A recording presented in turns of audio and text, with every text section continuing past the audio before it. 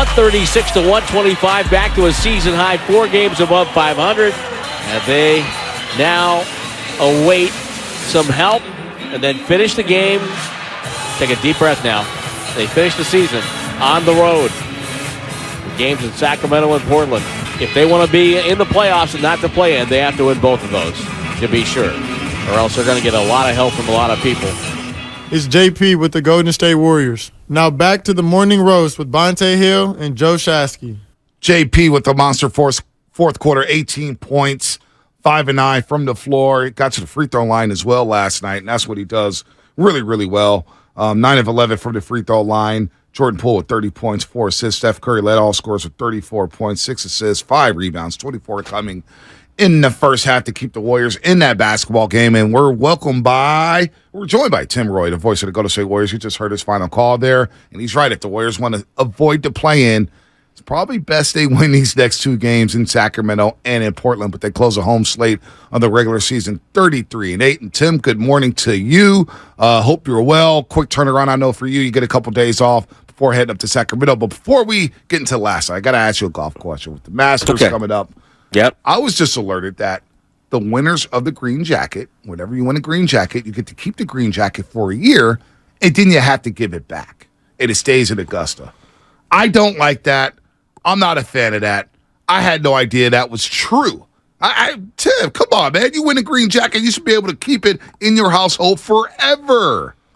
That's how I feel. You made the accomplishment, but that golf course is it's taking a long time for that golf course to get into the 20th century. Never mind the 21st century. Yeah. So it doesn't surprise me, when you hear stuff like that about Augusta. But it's it's a great tournament. It's a great major.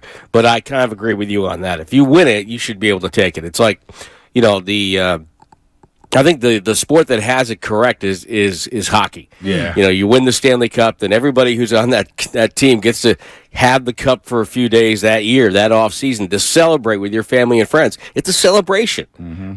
It's not a formality. It's a celebration, and I think that's what that little tradition reminds me of what sports is all about. Do you agree with me that fourth quarter felt very vintage-esque Warriors and Draymond being a catalyst, Jordan Poole being dynamic, Moody contributing, the grittiness and the scrappiness of Dante DiVincenzo and Looney and GP2? Like, I got all the feels in that fourth quarter. Yeah, it really did. It felt like a vintage Warrior game, and they did all the things that they haven't done consistently all year long. Getting stops, getting the ball up the floor a little bit quicker to get into your early offense. All the 50-50 balls that they haven't gotten to consistently all year long. Dante DiVincenzo, Gary Payton II, all those guys, had a role in that fourth quarter. And so, to me, that's what you have to strive for now. You have to, you can't do anything about the previous games, the previous 80 games. Those are gone. And so now you've got to say, okay, we've just got to come out on the road and be like that fourth quarter, be scrappy, get the 50-50 balls, keep the turnovers to a dull roar, which they did last night against a team that forces a lot of turnovers. Do that, and they'll give themselves a really good chance to win, because when they do that, then the firepower that they have, it gets a chance to flourish, and when that happens, they're a very difficult team to beat. No doubt. The voice of the Golden State Warriors, Tim Roye, of course, right here on 95.7 A Game, talking about the Warriors. And how about the great Raymond Ritter coming through in the clutch, Senior Vice President of Communications with the Golden State Warriors, which I found out yesterday that was his official title. Shame on me. But last 5 fourth quarters at home, Tim, and you probably already know this. I was scoring last night 34-19 against OKC. They had a 41-24 quarter against Philadelphia, 23-22, 35-20, 43-27. So they've saved their best for last. That's at plus 64. They outscored opponents by plus 13. And Jordan Poole's had a lot to do with that. His fourth quarters have been dynamic in 5 of the last 6 games. So that's where we want to see Jordan Poole at his best. He's making quick decisions, he's decisive, and he's making it count late in games. And the other part about that is we're seeing a little of the maturity of Jordan Poole. Wasn't very good in the first 3 quarters. Struggled a little bit. Yep. Wasn't getting the whistle. He thought he was deserving to get. He had some trouble with some of their matchups on the defensive side, but he didn't let that deter him. And his confidence level in himself and in his ability is remarkable, and we saw that in the fourth quarter last night. He overcame what had been a struggle in the first three quarters and didn't let that bother him in the fourth. Became the Jordan Poole that we have seen, and so as a result, he helped the Warriors win the game, and it's good to see because those are all the we sometimes, because he played so well at times last year, I think we forget just how young he is. Yeah. And with he and Jonathan Kuminga, you almost have to live with some of the mistakes and some of the immaturity sometimes because as an NBA player, they're just not, the grizzled, matured veteran. A case in point, Kevon Looney's having a career year. Well, he's 27 years old. He's been around a while now. Mm-hmm. He understands the game. He understands his role in the game. And so, he's worked on his body, which had to come a long way with, those surgeries right at the beginning of his career. So, so I think we have to remember sometimes about Jordan that he's still on the way up. He's still got room to grow, and that's exciting. How exciting is these last couple of weeks, man? I know it's different than years past, but just like so much uncertainty, the lineups and all the different maturations and guys coming back to health in and out of the lineup. Like, as somebody who's been around this team for quite some time, it's a different level of drama. It's not one that we all love, but it's been entertaining as hell, hasn't it? Well, it's really funny because I think this is what they envisioned when they developed the play-in. Okay, they envisioned this kind of a season where it's tight, and now you got all these teams. Even Dallas is still very much alive, to get into the play-in, and they have really struggled lately. So I think it is exciting, and think about years gone by.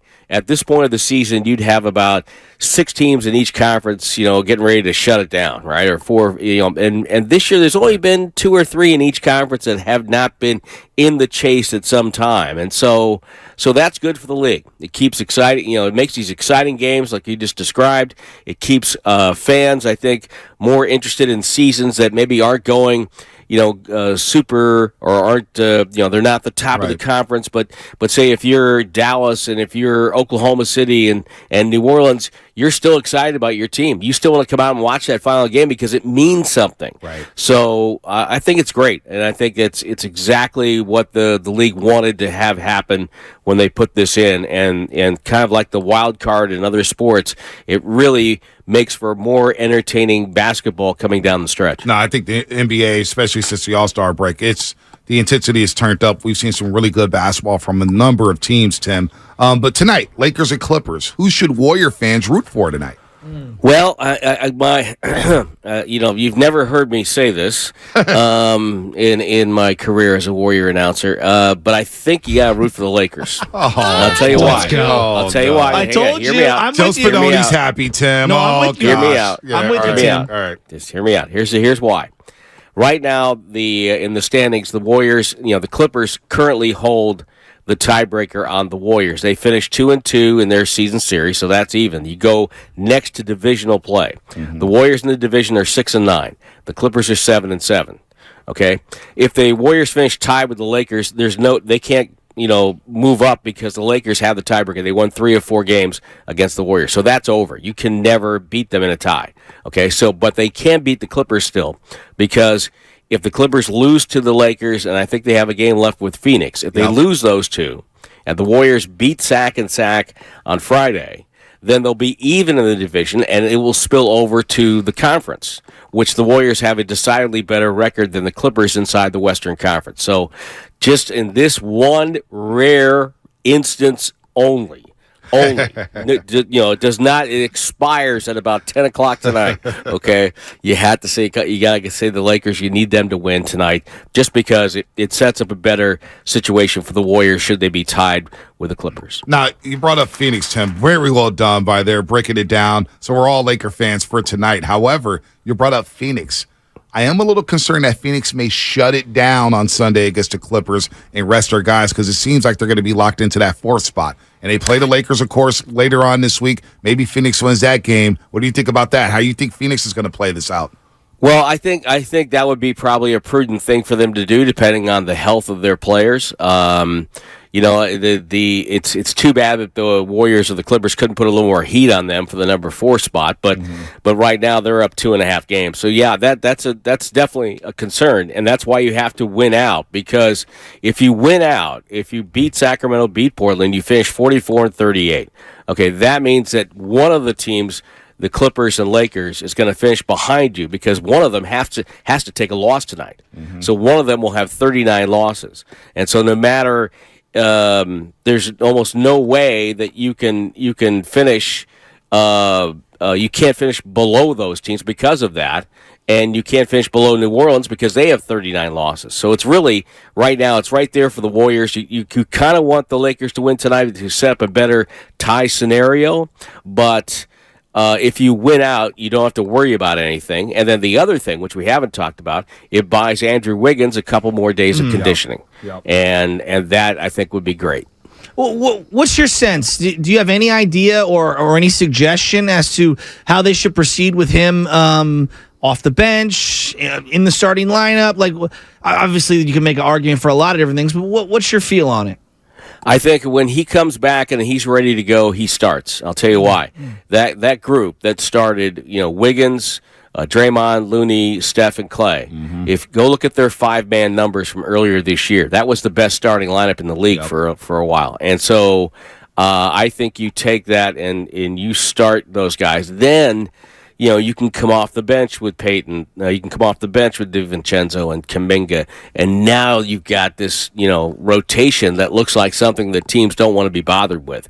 And so, yeah, and I'm just excited about that, because and the other part about it, think about, the Warriors haven't played great defense on the road. But if you throw out a lineup that maybe has any combination of, Wiggins, DiVincenzo, Peyton, Kuminga, Draymond, you got a defensive squad there. You got a squad that can guard wings, can guard bigs, and really get back to the kind of defense that we saw the Warriors play in the postseason. We saw them play at the beginning of the season last year. Tim, if they were to play the Kings in the first round, what does that mean for you? Weren't you a Kings broadcaster at one time? I was. My first NBA play-by-play gig was with the Sacramento Kings. It would be very exciting, and I think it would be great for basketball in Northern California.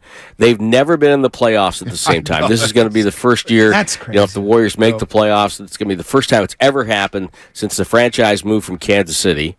And here's the other part. Because of that, if the Clippers and Lakers make the playoffs, then it's the first time that all 4 teams in California have been in the playoffs in the same year. Wow. So that's crazy. Yeah, and the Warriors and Kings have never had a playoff season. It'd be great. I mean, you'd have fans from both teams in the other team's building. It just would be awesome, and I think it'd be great for both franchises and great for the NBA. No doubt about that. Sacramento's ready. That first playoff game at Golden One Center is going to be electric. And you know what? I got to give them credit. They have a great fan base up there. They really do. They're very loyal. They're passionate, and even when I was there, and they weren't very good back then, but they still came out, and they had a fierce loyalty to their franchise, and I give them a lot of credit for that. Who was the best player during that era? Wayman Tisdale, Olden Polynice? Is that two? Mitch Richmond, right? Well, first of all, starting the first few years, it was Wayman, and then as that team sort of phased out, they made the trade. They traded Billy Owens for Mitch Richmond, and it was one of the best trades that the Kings ever made. And I remember there was a time I thought, and I really believe this, that when Mitch was in Sacramento for about 2 or 3 years there, that there was Michael Jordan as your best off guard, 2 guard in the league, and I thought Mitch was the second best. He was just so good, and he took that team on his back and just kept them in so many games. I mean, he worked so hard on both ends of the floor. He was a joy to watch, really. Tim, you're a joy to listen to, no doubt about that. Friday night in Sacramento, Golden One Center, Kings and Warriors. Then the season wraps up Sunday in Portland at 12:30. We're going to figure out where the Warriors slot here. Yeah. Hopefully they can stay out of that play-in and get that week off, get Wiggins back in play, Klay Thompson with the sore back, And all of a sudden, everything looks connected with the Golden State Warriors, and it should be a fun playoff push. Tim, you're the best, man. Thanks so much Tim. for spending some time with us. Got to win on the road. No Got to get doubt. those road wins. Tim, real quick, Tim, don't you think that kind of – I feel like it's going to reset in the playoffs with this team. They won, a road game in 27 straight series? I feel like in the playoffs, they'll close some of those games out on the road. I think so, but you got to get to the playoffs. That's the thing. You got to get to the playoffs first. So you got to get these two on the road. All right, Tim. Take care, man. Enjoy your days See you off. guys. That was fun. Absolutely. Tim Roye, the voice of the Golden State Warriors, breaking down a lot of nuggets there. I didn't know.